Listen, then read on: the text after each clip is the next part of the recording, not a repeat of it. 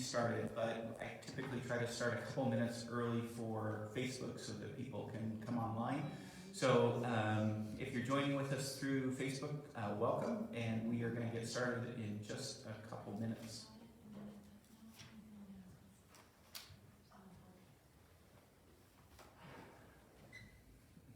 So how are people doing today? Okay. I was able to get my second vaccine a week ago Tuesday, and I got the Pfizer version, and so with the first dose, I got it on a Tuesday, and on Wednesday, about halfway through the day, I just felt terrible, like no energy, tired, and so I think I worked till like 2 o'clock, and then I just went home and slept. And then that was kind of it. And then I got my second one, and I didn't feel anything. I mean, it was, somebody said they went in and, they were like, when are you going to give me the shot? And they said, we just did. And mine was almost like that, It was just like, okay.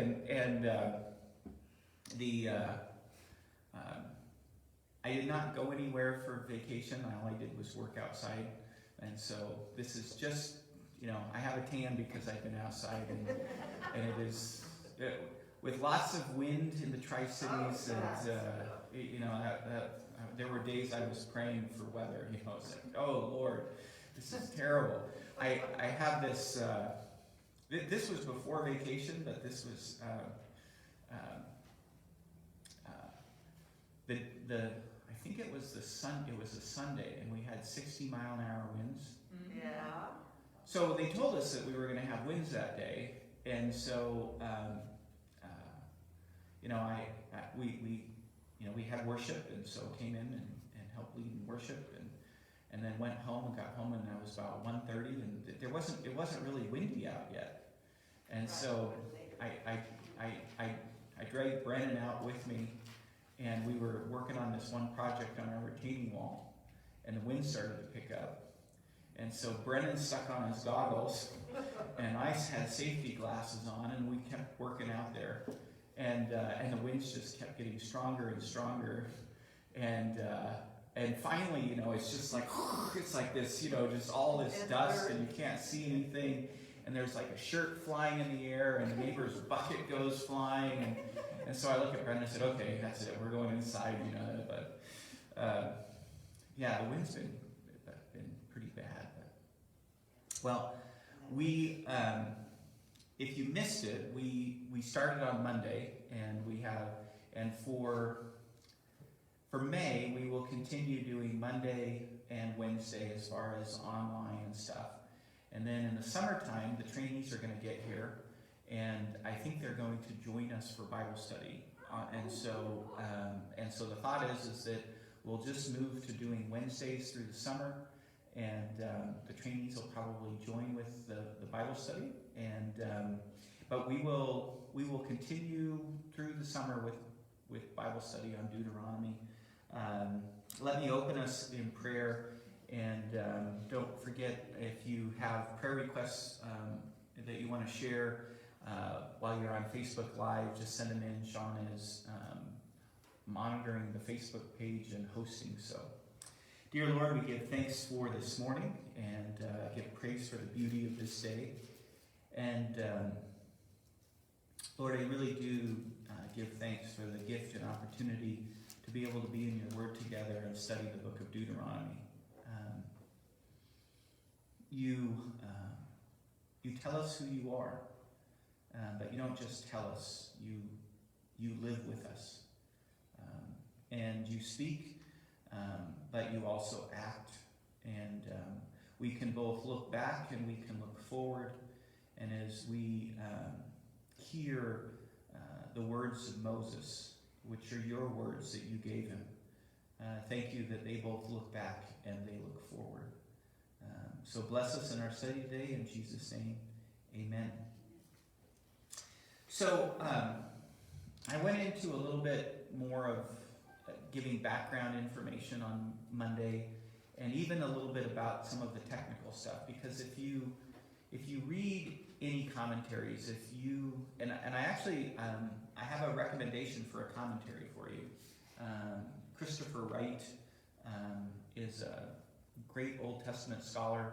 I've read most of the books that he has written, and he has a very strong missional focus, but he's an Old Testament scholar, and he's written a commentary on Deuteronomy that I think, I'm reading through it, so I haven't read the whole thing, but I am really appreciating what he's trying to do with that. But his approach is basically similar to mine as far as I think it's important that we interact with scholarship, but but we also understand where the scholarship's coming from, and and there's people who they don't have the same starting point that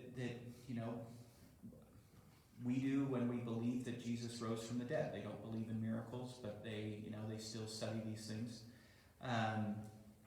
And if you read anything on the Old Testament stuff, you're going to get this background information that I talked about on Monday, which is a more critical, skeptical reading of the Old Testament. And while I reject it, I think we have to be aware of it. And a big part of why I reject their arguments is because they're presuppositions. Miracles aren't possible. And when you start with the idea that miracles aren't possible, what else are you going to come to when it comes to the 5 books of Moses, but to sit there and to say, this must just be made up legend. But if you believe that there could be a God who created all these things, the idea of him interceding, moving his creation in the direction that he intends, utilizing his power so that it goes the way that he wants it to go, doesn't seem irrational or absurd. It actually fits the biblical testimony. So I gave some information about that, but we're functioning that this is the books of Moses. Jesus says that these are the books of Moses. Now, Is that right? W-R-I-T-H? yeah, so now when it comes to biblical scholarship, you're going to have 2 different Wrights to write with. You're going to have N.T. Wright, who's Nicholas Thomas Wright, and he goes by Tom Wright, and he's a New Testament scholar. And then Christopher Wright, and I think it's Christopher H. Wright, and there might even be 2 middle initials, but Christopher Wright, and it's W-R-I-G-H-T. And if you do commentary of Deuteronomy, I think the Kindle version of it was about $11 or something like that. But it's pretty thick. I mean, there's different types of commentaries, and so this is a little more in the middle. But he's one of the rare biblical scholars who's a good writer, and he has a constant concern for the mission of the church. He wrote a book called The Mission of God, and when you think about the mission of God, you typically think the New Testament, but he makes a very strong argument that the mission of God begins in the Old Testament, and he pulls that out. So yeah, there are different types of commentaries. You call some lay commentaries for people who haven't really taken any Bible courses or anything like that. Those would be typical ones that I would recommend. N.T. Wright has one on the New Testament. I think it's the Bible for Everyone series, and he has books for each book of the New Testament. Pretty small, very accessible, a little bit like a daily devotional. You could read a section a day, and it will walk you through. You get into a little more substantive one that's a little thicker, and it's going to give you a little bit more information. It'll probably go a little bit more of digging into words and backgrounds and stuff like that. But we're functioning, this is the book of Moses, but with the caveat, some editing did go on. And in fact, one of the things to note is that in Kings, you end up getting the story of Josiah. And Josiah was a descendant of David who ends up leading a reform of Israel, and in particular Judah, and its worship. And it's keyed off by the fact that they discover the book of Moses. And you get this reality where Israel has kind of gone so far away from following Yahweh that they really stopped reading the scriptures. And that they didn't, and then Josiah is in the temple and he discovers the book of Moses and he reads it and he's like, this is the way things are supposed to be. And now, in this, it's just conjecture. We don't know. But this is the part where some people would argue that the book of Moses is the core of the speeches that we find in Deuteronomy. And then that the person who edited Deuteronomy and kind of gave it a frame was even after Josiah's reform. We have no idea. We really don't. What we do know, what I think we need to admit, is that Moses didn't record his own death. And then you come and you sit there and you go, and Moses, probably didn't say that he was the humblest man who ever lived. And so, so the fact that the core of Moses' testimony was taken and edited. Now, what's interesting is another really good book. Sorry. Now, this one would be daunting, but let me tell you something. This is one of my favorite books on my shelf, especially for studying the Old Testament. And it is an Old Testament, the Theology of the Old Testament by Bruce Waltke. And it is that thick.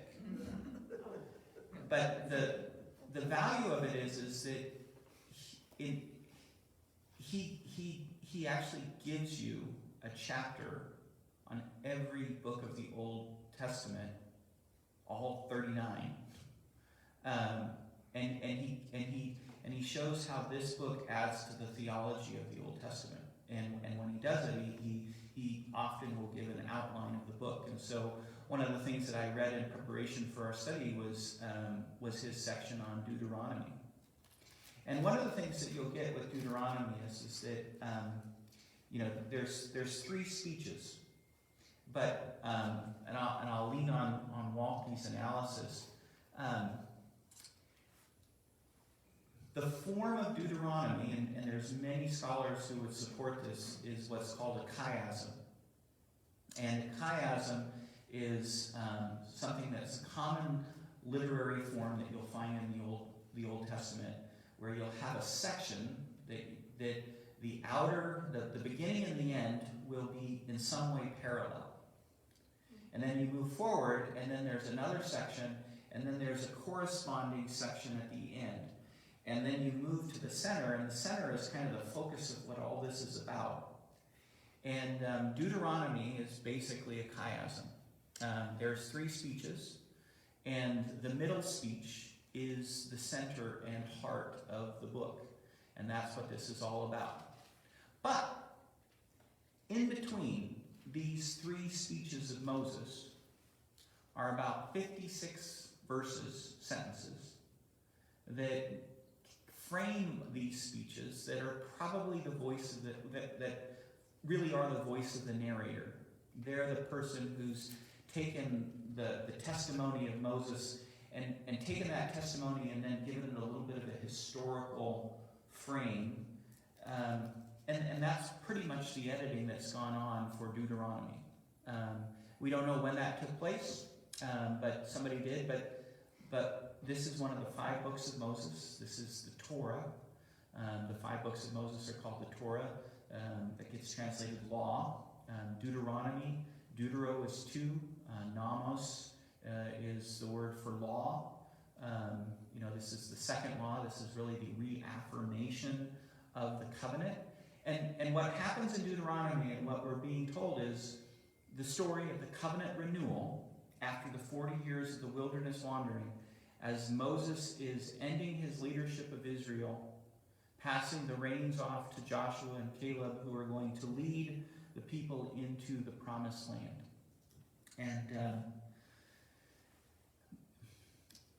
And then at the very same time, it is a suzerain treaty.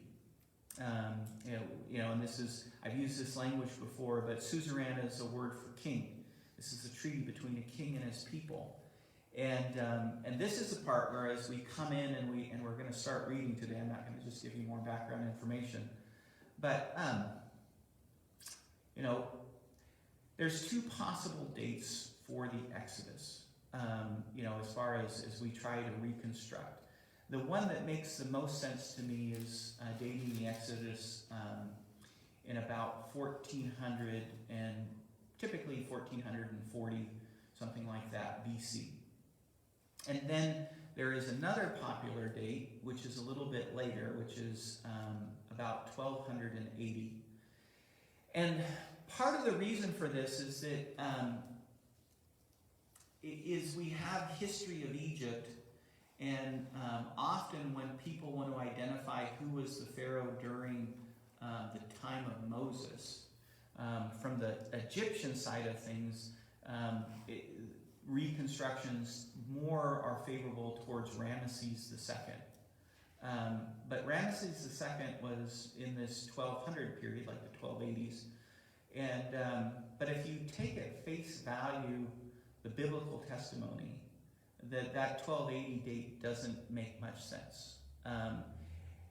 But this is the part where, there's gaps in histories. Empires typically don't like to talk about defeats and don't give much, comments to it. So, so there's this real big debate going on, or question marks about how to fit what we know of the Old Testament. Remember, there was skepticism for a long time that these are all just made up stories and legends, and they aren't historical. That was pre-archaeological. We have some evidence, and depending on who you listen to, there's actually some compelling evidence as far as the Exodus happening, and both archaeological and then, as we found, extra-biblical testimony.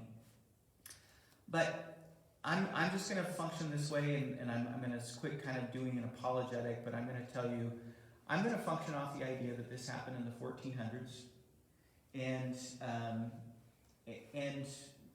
and what ends up happening even here is that we get told a story, and it's 40 years later, and so this would put it right around, depending on when we date it, but right around the end of the 14th century, 1406, something like that. Moses has been leading the people for 40 years in the wilderness. He's 120, and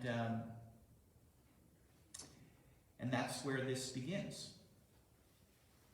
These are the words Moses spoke to all Israel in the desert east of the Jordan. This is the part where I wish you had a map in front of you.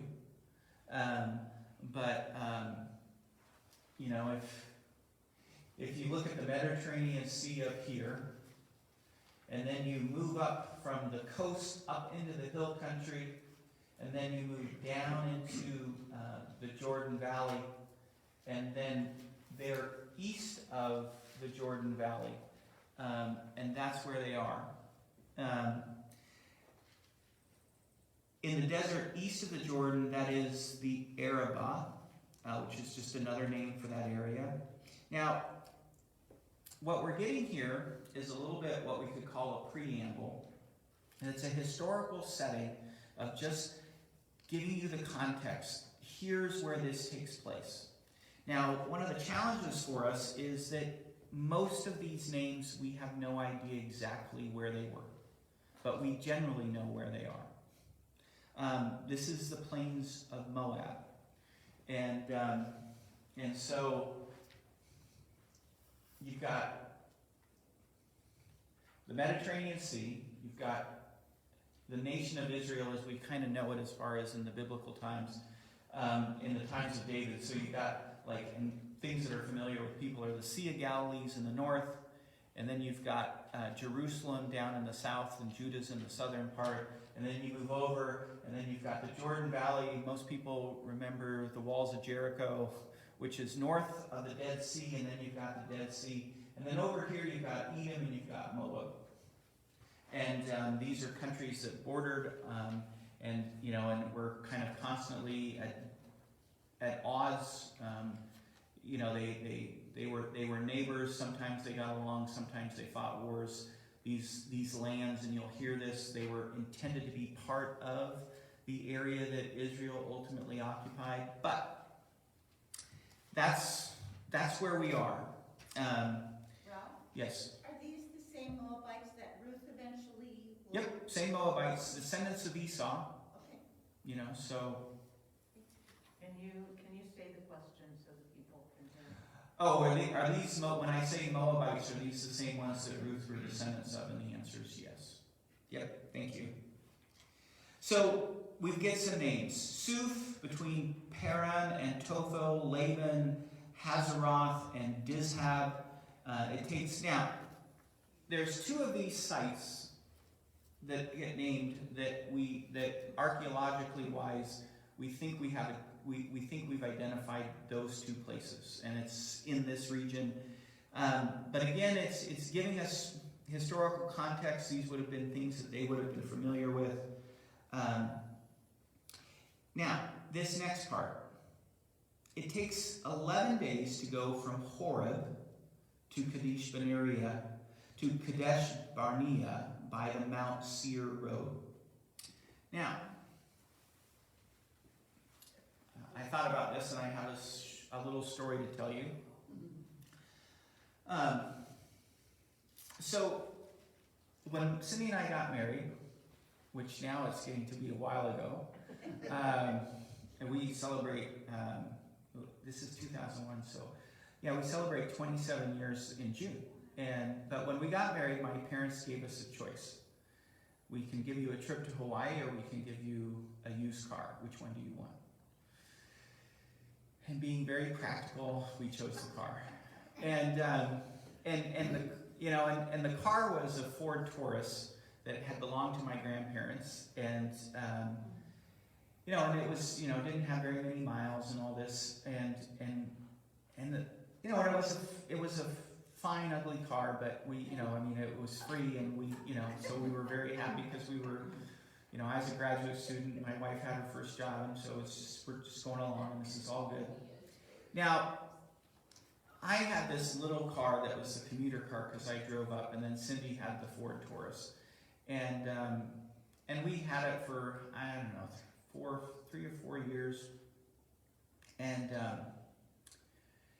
when we finally got to the place to sell it, we thought, well, let's make sure. And there had been this little clunky noise that you made when you slowed down, and then the struts got out in the back, and then it was like, okay, let's have the fuel injection system cleaned, and when we sold that car, it drove better and had more power and rode nicer than any time that we owned it for the entire time that we had it.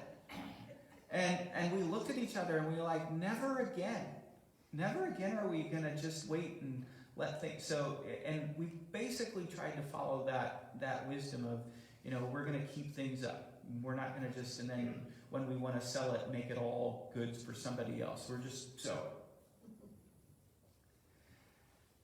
This is a little bit what this is about, just so you know, this little comment here. Because it's a reminder. Because what this is going back to is that, and you're going to get the details of this, but this is coming, is we were at Mount Horeb, which is Mount Sinai, which is the mountain of God. And for Bible students, Sinai and Horeb are just synonyms. It's the same place. Interesting thing, Numbers never uses Horeb. It just uses Sinai. Deuteronomy almost always uses Horeb and only uses Sinai a couple of times. And in Exodus, you mostly get Sinai, but you get Horeb once in a while. So they receive and there's the golden calf incidents, but Moses says, no, don't leave us. And so then they go on the Mount Seir road from Horeb right to Kadesh Barnea. Now, picture. There's a couple of things with this, and this is one part is On the top of my head, I think it's about 140 miles from Mount Sinai, Mount Horeb to Kadesh Barnea. And it takes a little bit longer to get there than what you could normally expect to do because it's kind of a rugged road. But you get to Kadesh Barnea, and it's an oasis. It is a place just filled, when you're in the middle of this somewhat Tri-Cities-like region with not much water. Then suddenly here's this abundance of water, and it's pretty nice. And we're going to hear the story, but the thing is that it was an 11-day march. But we've been in the wilderness for 40 years. So, this whole book is covenant renewal. Okay, so let's learn from our past. Let's not go the wrong way, but let's do it right this time. That's what this one little thing is just that right there is just kind of tipping the hand of saying, okay, this is going to be a story about saying, okay, let's learn from our past, not make those mistakes, and let's do it differently this time.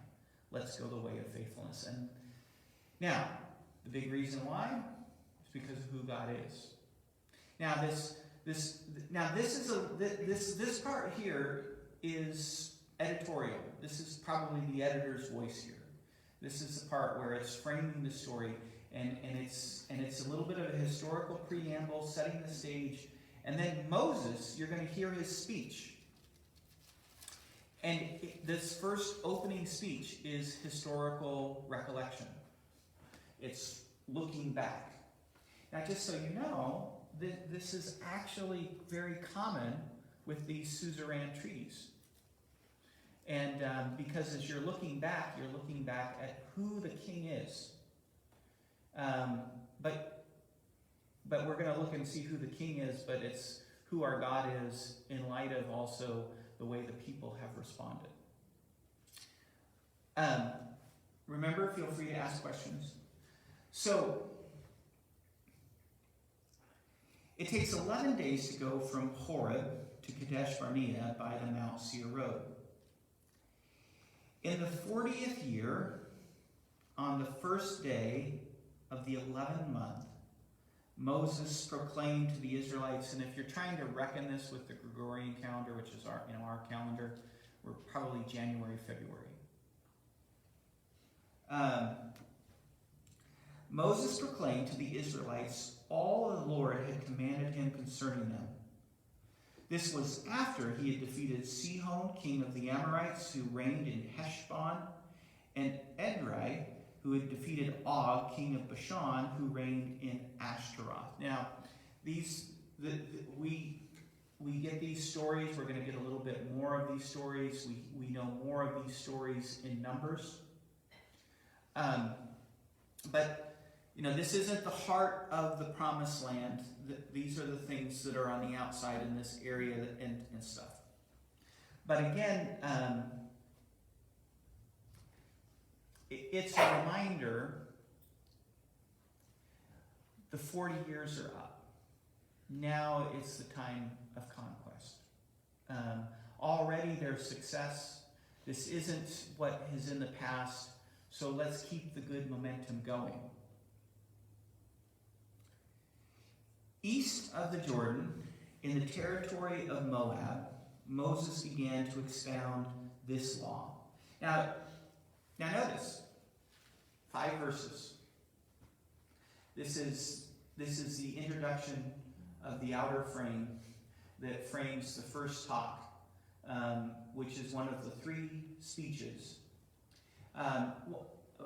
One of the commentators said it quite, I think, beautifully, and I won't quite remember it quite how they said it, but in Deuteronomy, you're getting the words of God through Israel's great leader Moses, who not only was their leader but their lawgiver because God spoke through Moses.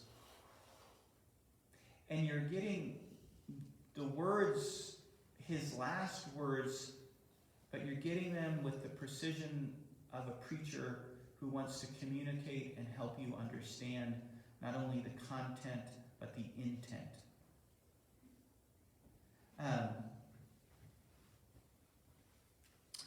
So, the words of Moses, his first speech. This is going to go on through chapter 3.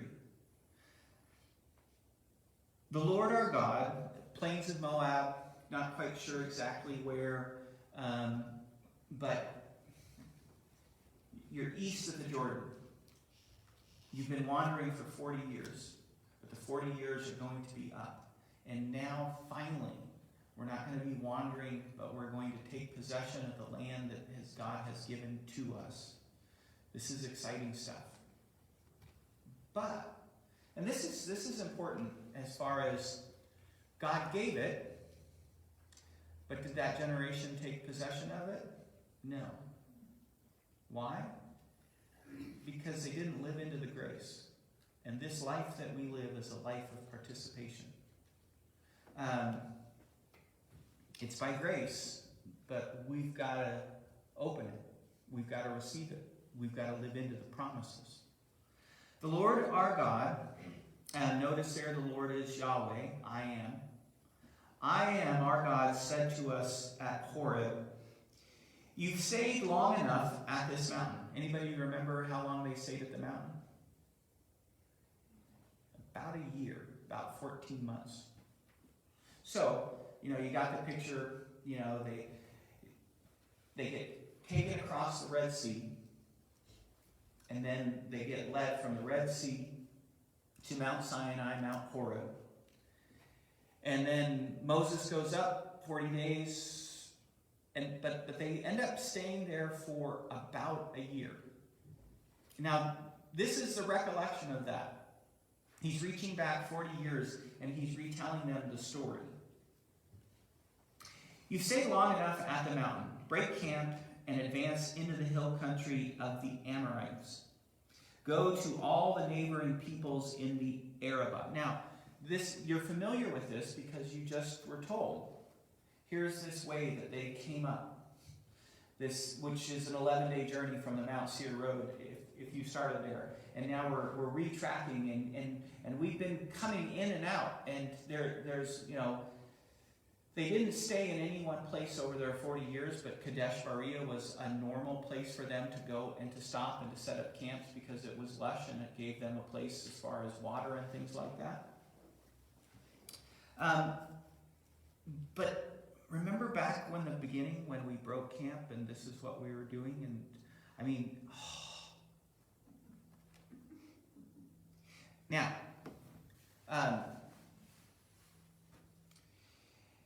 Amorites, I don't know if you remember, but they're big people. And this becomes part of the story. All the neighboring peoples in the Arabah and the mountains and the western foothills and the Negev and along the coast to the land of the Canaanites and to Lebanon, as far as the great river Euphrates. Now, what this is saying is that this is recounting the promise given to Abraham about the land that would be given to him. And I want you to notice the last line, or the last two words, the great river Euphrates. That is way off in the east. They never lived up to it. Not even in David and Solomon. Never did they receive the full promise. Now, we get reminded of these things, and then we can sit there and, it's like, well, is God not faithful? No. It's because you didn't listen to him in the first place. And we know that the conquest will fail. We know that they won't do everything that God tells them to do. And if they don't, and this is the part where, and the words, the explanation, the warning, it's Deuteronomy. That's what you're going to get here is Moses is going to spell this out of here's the way to life, here's the way to live, here's the loving God, here's if you want to live a life of love, this is the purpose that God has, and it's going back to the promises of Abraham that you are intended to be a blessing to the nations. This is, again, something Christopher Wright in his commentary gets right, that always there's a missionary people, that it's not always about being sent. Sometimes it's about the reality of being different. And they were called to be different, set apart, to live a different sort of life. And yet they refused. And so they couldn't receive the fullness of the promise.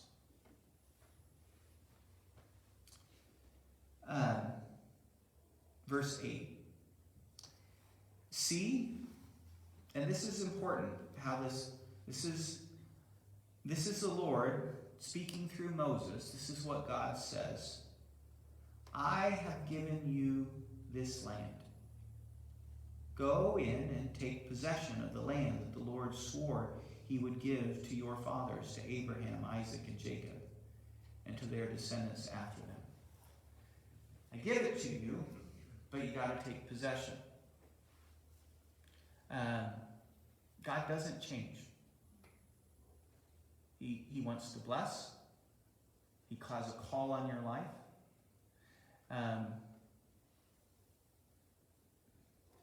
He's calling you to live differently, to obey his way.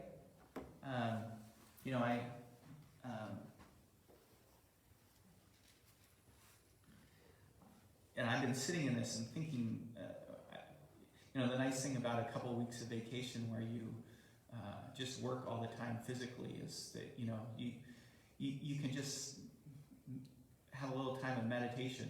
You're not, I didn't follow a lot of the news, and but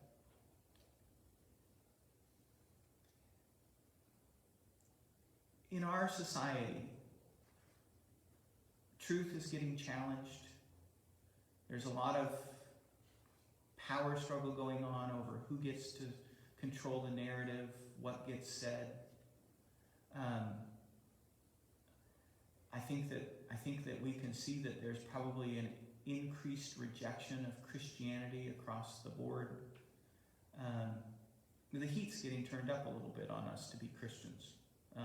Some of it's overt and some of it's more subtle. If you don't agree with us, you're on the wrong side of history, and maybe there's no room for you anymore in our society. Let's just cancel you.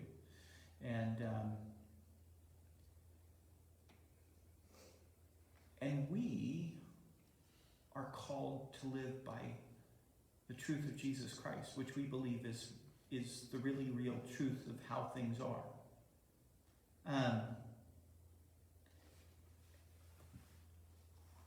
And it's the way of blessing. And it may not mean success in the world, but it will mean blessings from God. And it doesn't mean health and wealth like, some people preach it. But it does mean peace and joy and the type of peace where we know that regardless of circumstances, God's working and it will be okay. The more that we live into the truth of God, the more tension and friction we should expect from the world. This was the call of God, always has been. And it's by grace. You're going to get a new life, and God's going to bless you, and it's going to be good, but you got to live into it. And this is where, looking back at this history, it's so helpful. What we're going to be told is that this isn't pie in the sky,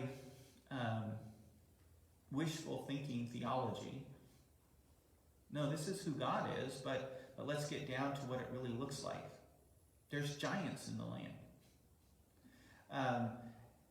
And it's like, wait a second.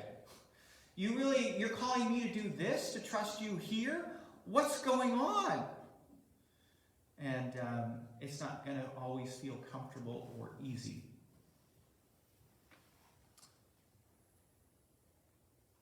So, go in and take possession of the land. participation. It's grace, but we have a part to play. That the Lord swore he would give to your fathers, to Abraham, Isaac, and Jacob, and to their descendants. This is covenant language. He made a covenant with them. Remember the covenant with Abraham, where he had Abraham slice the animals up? And then who was the one who went in between the animals? The presence of God. I'll keep my word, and if I don't keep my word, may it be to me as it was done to these animals. You know who doesn't keep the word, right? The people. But you know who ends up being the sacrifice? God. Why? Because he loves us. That's what Deuteronomy is about. However much you hear some of these commands that we'll hear, and these stipulations, and this is the book of law, commands. It's chock full of them. It's always love. At that time I said to you, you are too heavy a burden for me to carry alone. The Lord your God has increased your numbers so that today you are as many as the stars in the sky. Now, one of the things, that's lovely about this is, you can go back and you can read Numbers and you get more of the story, and we understand that comes from Moses as well. And he doesn't, and every expectation is that you know that. But you get a little bit different, you get a little bit different perspective here. He had a father-in-law named Jethro who sat there and said, Moses, you're looking a little stressed. It might be good for you to, kind of break up some of the responsibilities and stuff like that. But, but he's reminding them, okay, so, going back. Now, on one level, and you're going to hear this, there's like 600,000 men, which means that, there's also the women and the children, and, this is millions who are on this march together. And remember the promise to Abraham? I'm going to make your descendants more numerous than the stars in the heavens. And, they went down to Egypt, and there was like 70 in all. And then this weird dark thing happened where, the Pharaoh forgot who Joseph was, and they got put into prison, or, they got put into enslavement. And yet, under that terrible position of becoming slaves, they became a nation. And they multiplied like grasshoppers, and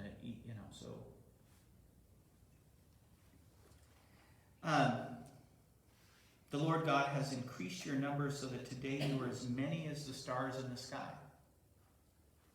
which is the words that God spoke to Abraham.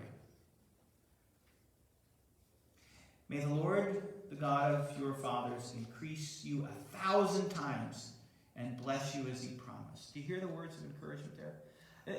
I know it was tough on me for a while, but it was really blessing because it was a fulfillment. This is God fulfilling his promises. This is going the way that it's supposed to go. It's not all about me. Not everybody needs to come to me. They can come to somebody else. So how can I bear your problems and your burdens and your disputes all by myself? Choose some wise, understanding, and respected men. The words there for wise and understanding, the word for wise is the typical word you'd expect in Hebrew, which is chakma. And the word for understanding is a synonym.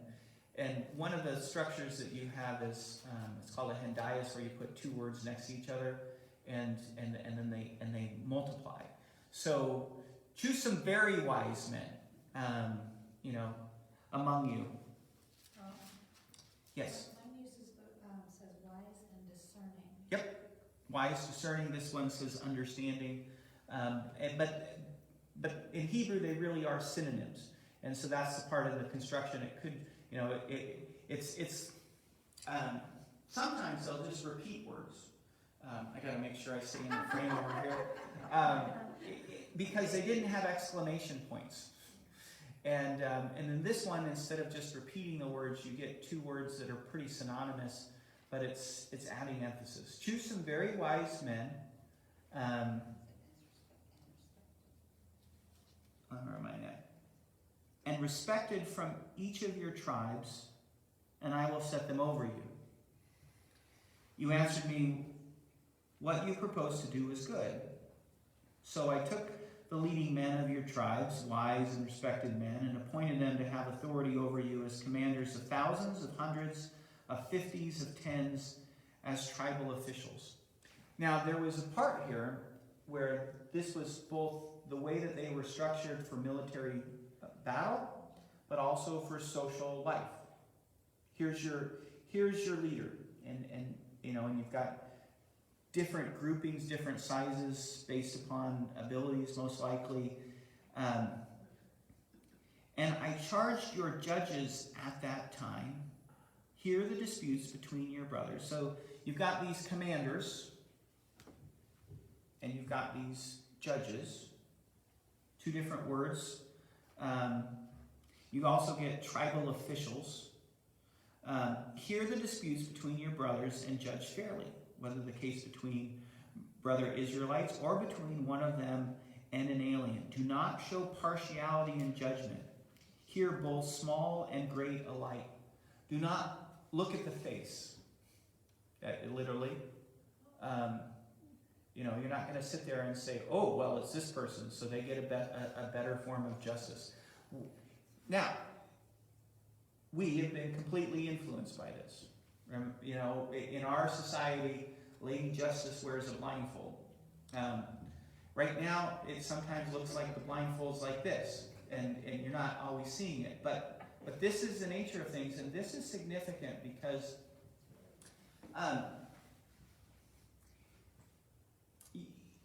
when you compare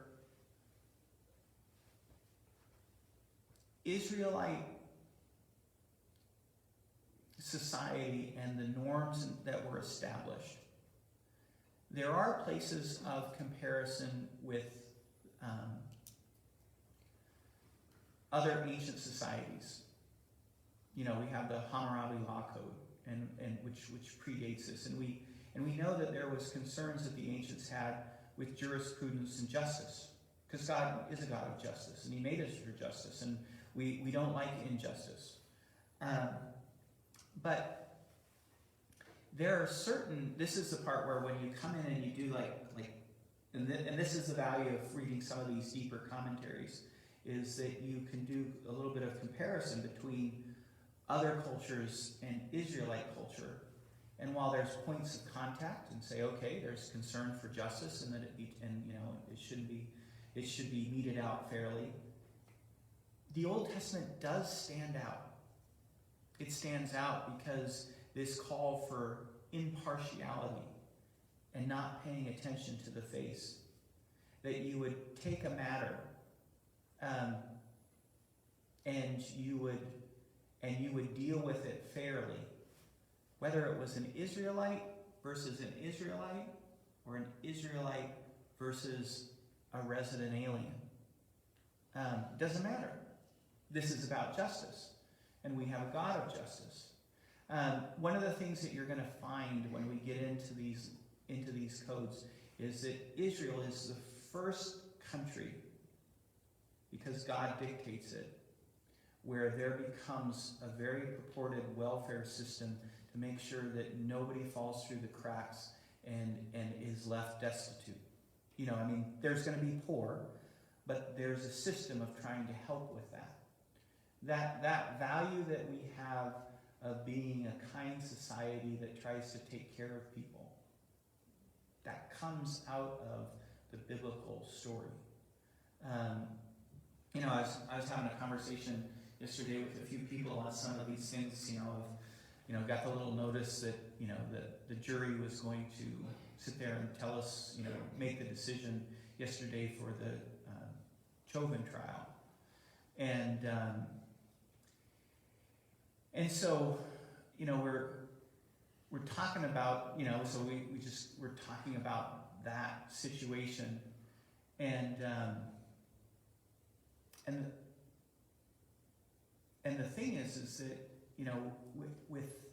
and then it led to a little bit of a discussion about, the challenges that we have as Christians in our society. That we of all people should be caring not just for the United States, but for every person, regardless of what country. But, then we have all this political stuff over immigrants.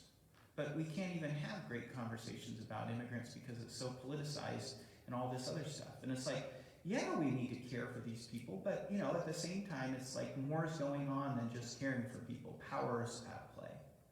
And, and you had people who were calling out and saying that Chauvin shouldn't even get a trial. Those were, and those are the extreme things, but it's just like, but the good things, justice, which is impartial, justice, which doesn't look at how much money you have or how much influence you have, but justice that says, okay, we're going to look at the situation and we're going to make a determination based on what's right, not based on who you are. Right there.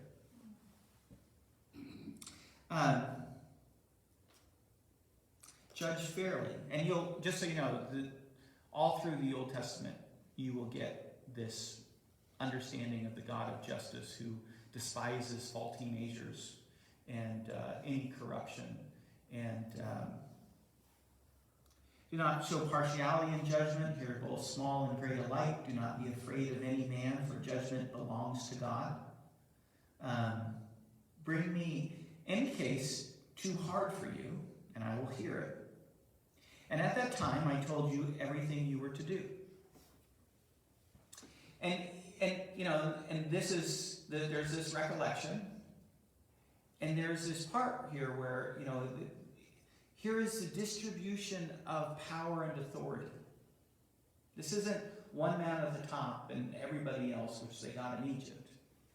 But this was the beginning of utilizing people with gifts and talents. This is the nature of the church, the body of Christ. We all have different gifts, and we have one head who is Jesus. Question? Yes, did they have very many resident aliens among them, or were they mostly all Israelites? Question was, did they have very many resident aliens among them, or were they all Israelites? In the point of the wilderness wanderings, the guess would be not many, but at this point you do have already some battles and some slaves being taken, and so there was a little bit, but this is also this part of looking back, but it also establishes looking forward. This is how we are, and so in this sense, 40 years ago, the pattern was already being set. I mean, God intended you to take possession of this land, and He wants you to be different, and it starts with justice. Now, big idea here. Remember that the religions of the ancient world were not really about justice and righteousness. They were about control and fear and as many gods as we can have on our sides so that maybe we can have things work out for us. The I am Yahweh, and Deuteronomy, this is the book. Hear, O Israel, the Lord your God, the Lord is one. We're going to hear that when we get to Deuteronomy 6. This is that, it's called the Shema. The defining sentences for the people of God. And it's this proclamation of our God, who is the only God. There's not a Yahweh of the Manasseh tribe, and a Yahweh of the Judah tribe, and a Yahweh of the Ephraim tribe, and a Yahweh of the Daniel tribe. There's just one Yahweh, and we all worship Him. but if you would have gone, they would have had different local deities that may have shared names, but they would have been seen as being different because they were of this region, of this people, and that thing. And that's the way of polytheism. But this God, who is the one true God, the God Most High, he's actually concerned with how we live because he's a God of justice. And that was different. Pat. Did Moses put off his first wife because she was not pure? He wasn't tribe of Israel. I mean, these people had intermarried with the Egyptians, and He did not. He did not marry. No, he had his Zipporah, right? But he didn't put her off. But, you know, there becomes that story as far as, you know, like before he goes back where he actually, you know, she warns him and then he circumcises his kids before they go. There is heat that goes, you know, there is some sort of, he does experience heat even from his brother and his sister over his wife. But I think we get it more blanked about what happens as far as, though there is, I'd have to do I do remember, but I don't remember the details of it, a little bit about his kids. But I'd have to go back and look into that. Wasn't there a push for like purity in the Well, line, and so this is the part where, so the question was focusing in on Moses' wife, and then the fact that she wasn't an Israelite, and what do you do with that, and then wasn't there a push for some sort of purity? And the answer is probably so. There typically is. That's the nature of us human beings. And that's one of the great contrasts of what goes on here, and we will see repeatedly in Deuteronomy, is setting up a society that is concerned for the alien too. And it becomes part of that defining part of the Shema, where you get down there and it talks about treating aliens and fairly and kindly and hospitably because you were once slaves and aliens in a foreign land. And so that's the part where, you know, sometimes the accusation gets laid against this stuff that it's made up, right? I mean, that we were talking about that early on, that this is all legend. But one of the reasons that people end up rejecting that story is this doesn't smack of the stuff that you would make up, because it keeps hitting us at our weak points. Instead of reaffirming the people in power or the ugliness of humanity, it keeps undercutting and saying, no, we're supposed to be different.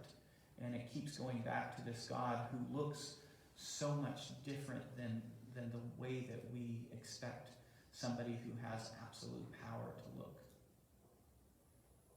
Okay, it's 9:57. I knew we at least got into this. So we made it to verse 18. We will start next Monday at verse 19, and we will hear about their failing and why they ended up wandering for 40 years. But any prayer requests? Cindy Ford would like prayer. She's really missing her daughter Caitlin, who's been gone almost 18 years.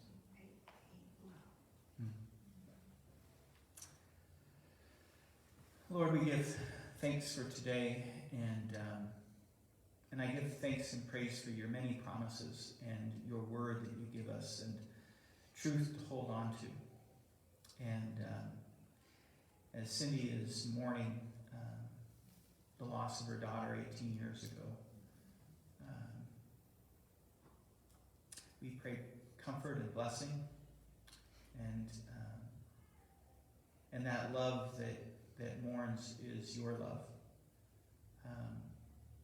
You never forget us. You always, we are always on your mind. You are attentive to all that we do and know. And so we thank you for that love and the love that Cindy has for her daughter. Bless her and keep her as she grieves. And we lift up this day and pray, Lord, that we would know you